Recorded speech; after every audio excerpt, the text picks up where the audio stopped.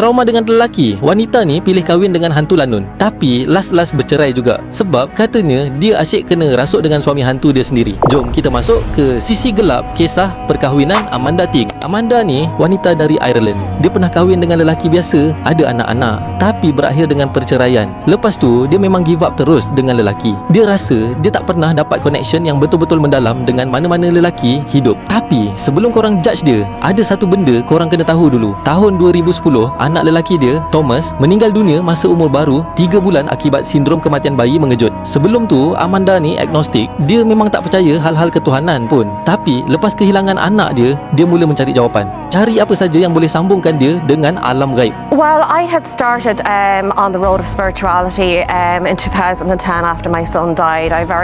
Before that, I didn't really believe in very much. I was kind of agnostic.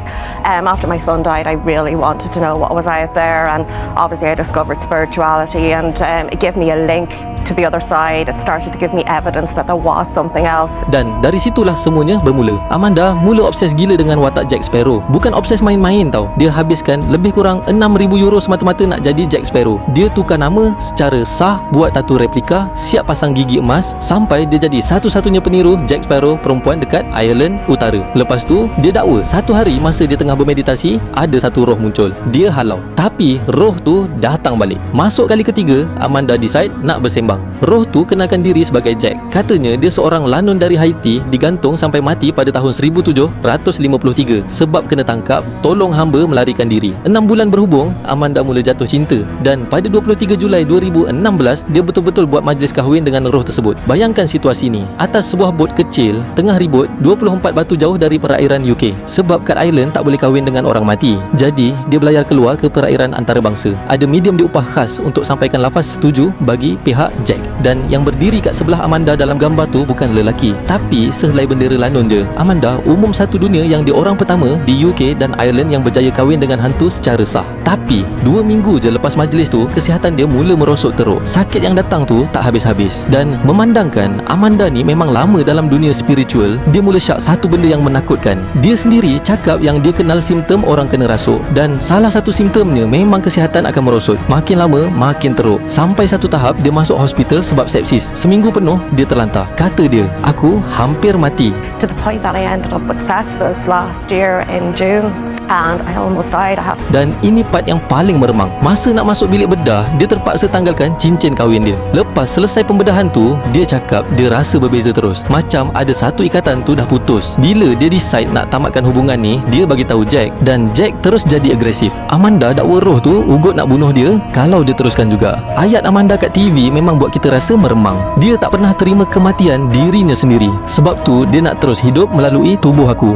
So when spirits stay around too long, they need an energy source, and unfortunately Jack was using me as an energy. He had never accepted his own death, so he wanted to continue living through my body. Disember 2018, Amanda jalani upacara halau roh, dan dia kata semua masalah kesihatan dia terus hilang macam tu je. Lepas tu dia tulis satu ayat kat Facebook yang jadi amaran untuk semua orang. Berhati-hati sangat kalau nak main-main dengan hal spiritual. Ini bukan benda untuk dipermainkan. Tapi tunggu dulu, cerita ni ada satu lagi plot twist yang lebih dark. Bila wartawan pergi cek semua dakwaan ni satu persatu, semuanya runtuh. Snopes siasat status perkahwinan tu, hasilnya tak sah langsung. Newsweek pula cuba cari rekod lanun bernama Jack Tigg, tak jumpa apa-apa. Rekod kelahiran dan kematian Haiti pun baru bermula tahun 1794. Sedangkan Amanda kata Jack digantung tahun 1753. Dan Amanda sendiri akui satu benda, dia tak tahu pun rupa Jack macam mana dan tak pernah dengar pun suara Jack. Tapi yang paling ironi sekali, Amanda dakwa Jack Tigg inilah inspirasi sebenar watak Jack Sparrow. Padahal Jack Sparrow tu watak rekaan penulis skrip semata-mata. Johnny Depp sendiri pernah bagi tahu dia bentukkan watak tu berdasarkan pemuzik Keith Richards dan watak kartun Pepe Le Pew.